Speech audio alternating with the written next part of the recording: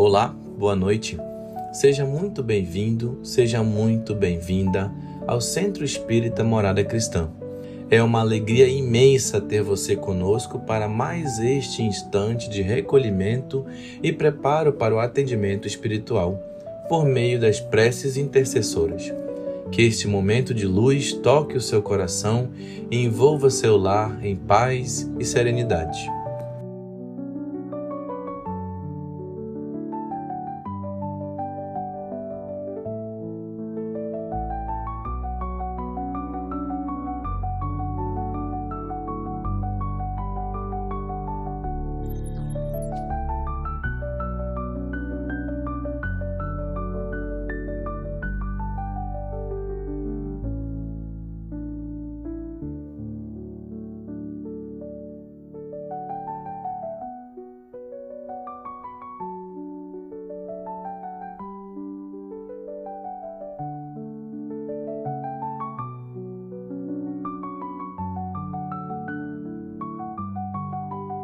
Aproveite esse tempo e coloque ao seu lado sua garrafa ou copo de água, com fé e confiança, para que ela seja fluidificada de acordo com as suas necessidades.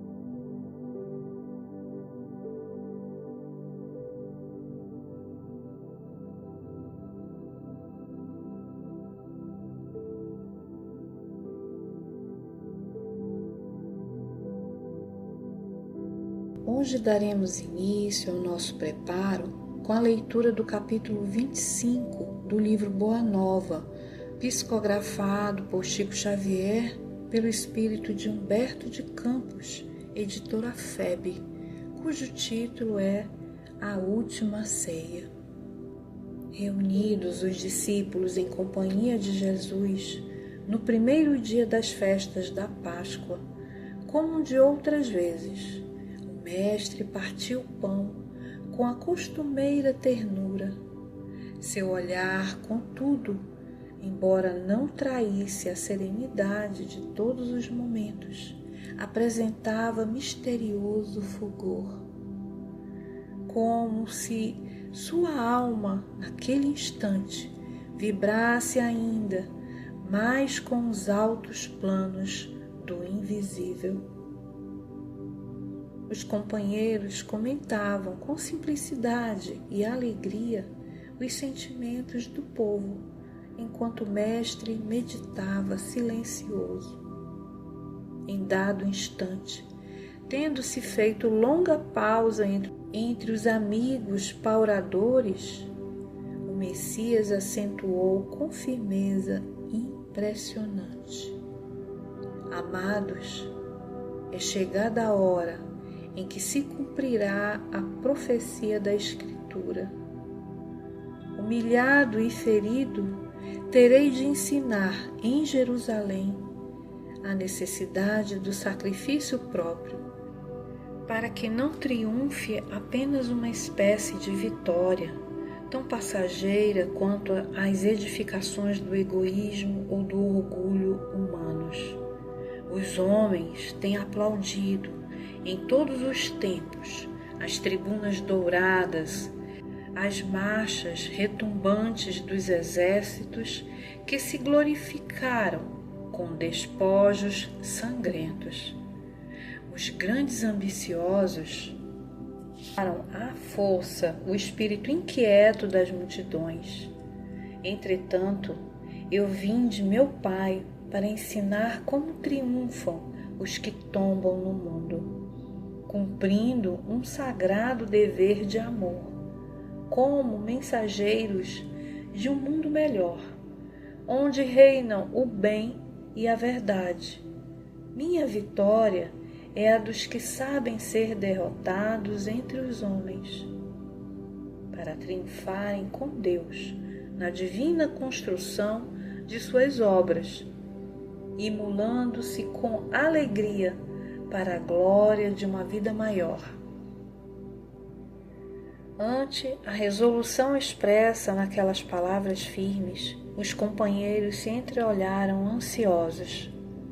O Messias continuou: Não vos perturbeis com as minhas afirmativas, porque em verdade um de vós, outros, me há de trair. As mãos que eu acariciei voltam-se agora contra mim. Todavia, minha alma está pronta para a execução dos desígnios de meu Pai. A pequena assembleia fez-se lívida, com exceção de Judas, que entabulara negociações particulares com os doutores do templo, faltando apenas o ato do beijo, a fim de consumar-se a defecção. Ninguém poderia contar com as palavras amargas do Messias.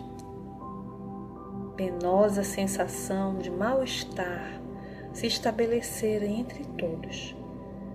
O filho de Iscariotes fazia o possível por dissimular as suas angustiosas impressões, quando os companheiros se dirigiam ao Cristo com perguntas angustiadas. Quem será o traidor? Disse Felipe com estranho brilho nos olhos. Serei eu? Indagou André ingenuamente. Mas afinal, objetou Tiago, filho de Alfeu, em voz alta: onde está Deus que não conjura semelhante perigo? Jesus, que se mantivera em silêncio ante as primeiras interrogações, ergueu o olhar para o filho de Cleófas e advertiu: Tiago, faze calar a voz de tua pouca confiança na sabedoria que nos rege os destinos. Uma das maiores virtudes do discípulo do Evangelho é a de estar sempre pronto ao chamado da providência divina. Não importa onde e como seja o testemunho de nossa fé. O essencial é revelarmos a nossa união com Deus em todas as circunstâncias. É indispensável não esquecer a nossa condição de servos de Deus, para bem lhe atendermos ao chamado nas horas de tranquilidade ou de sofrimento. A esse tempo, havendo-se calado novamente o Messias, João interveio perguntando: Senhor, compreendo a vossa exortação e rogo ao Pai a necessária fortaleza de ânimo. Mas por que motivo será justamente um dos vossos discípulos o traidor de vossa causa? Já nos ensinaste que, para se eliminarem do mundo os escândalos, outros escândalos se tornam necessários. Porém, ainda não pude atinar com a razão de um possível traidor em nosso próprio colégio de edificação e de amizade. Jesus pousou no interlocutor os olhos serenos e acentuou: Em verdade, cumpre-me afirmar que não me será possível dizer-vos tudo agora. Entretanto, mais tarde enviarei o Consolador, que vos esclarecerá em meu nome, como agora vos falo em nome de meu Pai. E, detendo-se um pouco a refletir, continuou para o discípulo em particular: Ouve, João, os desígnios de Deus, se são insondáveis, também são invariavelmente justos e sábios. O escândalo desabrochará em nosso próprio círculo bem-amado, mas servirá de lição a todos aqueles que vierem depois de nossos passos no divino serviço do Evangelho. Eles compreenderão que, para atingirem a porta estreita da renúncia redentora, hão de encontrar, muitas vezes, o abandono, a ingratidão e o desentendimento dos seres mais queridos. Isso revelará a necessidade de cada qual firmar-se no seu caminho para Deus, por mais espinhoso e sombrio que ele seja.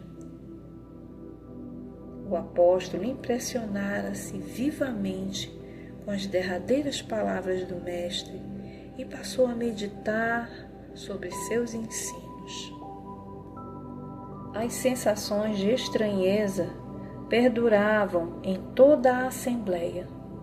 Jesus, então, levantou-se e, oferecendo a cada companheiro um pedaço de pão, exclamou: Tomai e comei. Este é o meu corpo. Em seguida, servindo a todos de uma pequena bilha de vinho, acrescentou: Bebei, porque este é meu sangue, dentro do Novo Testamento, a confirmar as verdades de Deus. Os discípulos lhe acolheram a suave recomendação, naturalmente surpreendidos, e Simão Pedro, sem dissimular a sua incompreensão do símbolo, interrogou: Mestre, que vem a ser isso? Amados, disse Jesus com emoção, está muito próximo o nosso último instante de trabalho em conjunto e quero reiterar-vos as minhas recomendações de amor, feitas desde o primeiro dia do apostolado. Este pão significa o do banquete do Evangelho. Este vinho é o sinal do espírito renovador dos meus ensinamentos. Constituirão o símbolo de nossa comunhão perene, no sagrado idealismo do amor com que operaremos no mundo até o último dia. Todos os que partilharem conosco, através do tempo, desse pão eterno e desse vinho sagrado da alma, terão o espírito fecundado pela luz gloriosa do reino de Deus, que representa o objetivo santo dos nossos destinos.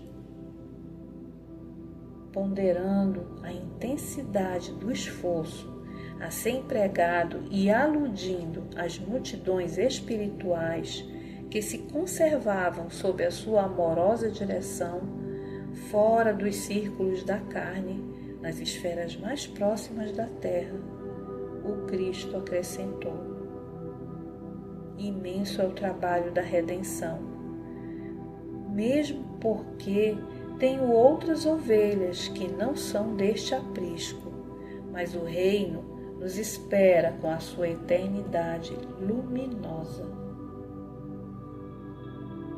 Altamente tocados pelas suas exortações solenes, porém maravilhados ainda mais com as promessas daquele reinado venturoso e sem fim, que ainda não podiam compreender claramente, a maioria dos discípulos começou a discutir as aspirações e conquistas do futuro.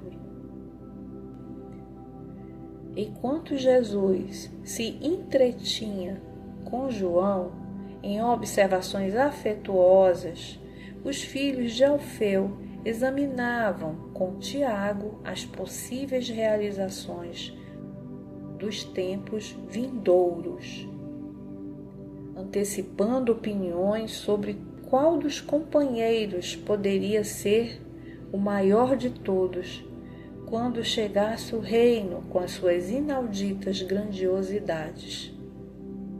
Filipe afirmava a Simão Pedro que, depois do triunfo, todos deveriam entrar em Nazaré para revelar aos doutores e aos ricos da cidade a sua superioridade espiritual.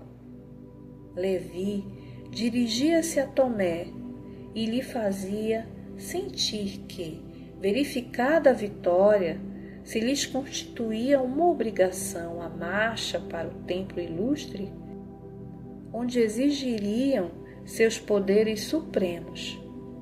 Tadeu esclarecia que o seu intento era dominar os mais fortes e impenitentes do mundo, para que aceitassem de qualquer modo a lição de Jesus. O mestre interrompera a sua palestra íntima com João e os observava. As discussões iam acirradas. As palavras "maior de todos" soavam insistentemente aos seus ouvidos.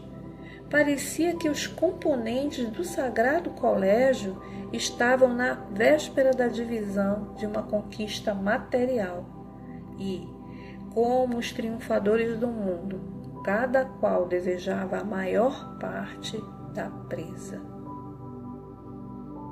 Com exceção de Judas, que se fechava num silêncio sombrio, quase todos discutiam com veemência. Sentindo-lhe a incompreensão, o mestre pareceu contemplá-los com entristecida piedade. Nesse instante, os apóstolos observaram que ele se erguia. Com espanto de todos, despiu a túnica singela e cingiu-se com uma toalha em torno dos rins, à moda dos escravos mais íntimos, a serviço dos seus senhores. E, como se fossem indispensáveis, as palavras, naquela hora decisiva de exemplificação, tomou de um vaso de água perfumada e, ajoelhando-se, começou a lavar os pés dos discípulos, ante o protesto geral em face daquele ato de suprema humildade. Jesus repetiu o seu imorredouro ensinamento: Vós me chamais Mestre e Senhor, e dizeis bem, porque eu o sou. Se eu, Senhor e Mestre, vos lavo os pés, deveis igualmente lavar os pés uns dos outros no caminho da vida. Porque no reino do bem e da verdade, o maior será sempre aquele que se fez sinceramente o menor de todos. Que assim seja.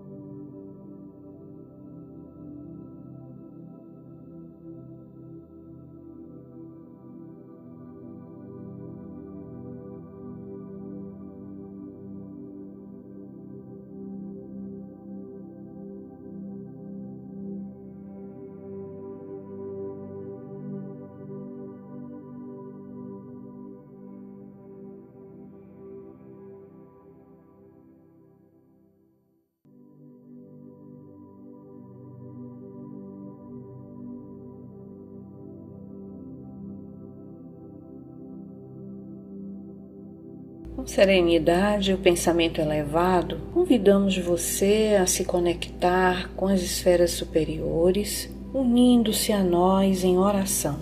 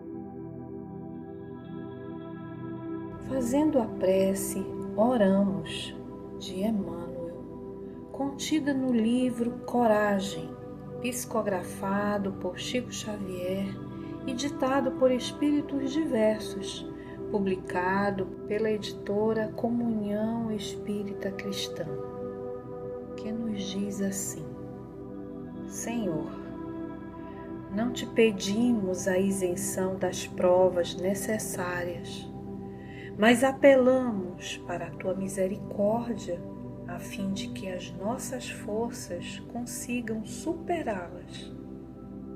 Não te rogamos a supressão dos problemas que nos afligem a estrada. No entanto, esperamos o apoio de teu amor, para que lhes confiramos a devida solução com base em nosso próprio esforço. Não te solicitamos o afastamento dos adversários que nos entravam o passo e obscurecem o caminho. Todavia, contamos com teu amparo, de modo que aprendamos a acatá-los, aproveitando-lhes o concurso. Não te imploramos imunidades contra as desilusões que porventura nos firam, mas exoramos teu auxílio, a fim de que lhes aceitemos, sem rebeldia, a função edificante e libertadora. Não te suplicamos para que se nos livre o coração de penas e lágrimas. Contudo, rogamos a tua benevolência para que venhamos a sobrestar-lhes o amargor, assimilando-lhes as lições. Senhor, que saibamos agradecer a tua proteção e a tua bondade nas horas de alegria e de triunfo. Entretanto, que nos dias de aflição e de fracasso possamos sentir conosco a luz de tua vigilância e de tua bênção. Que assim seja.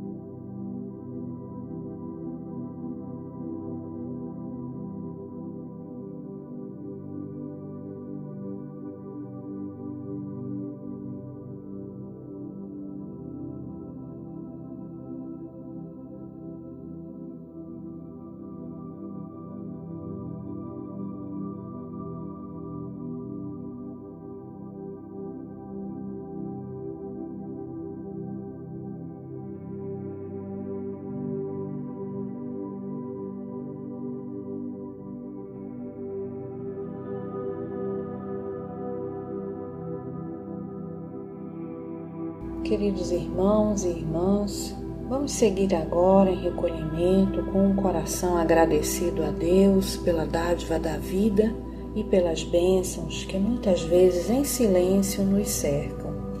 Este é um momento de oração e profunda reflexão à luz da mensagem que recebemos. Pense, que transformações podemos fazer para nos aproximarmos dos ensinamentos do Cristo? Agora, você está convidado a fazer uma prece por você, seus entes queridos e por aqueles que precisam de auxílio. Aproveite este instante para harmonizar-se. Entregue-se com confiança à oração sincera, à escuta interior e à luz divina que o envolve neste momento. Se terminar sua prece antes do encerramento desta harmonização, permaneça relaxado, permitindo que essa melodia suave envolva você nos melhores sentimentos.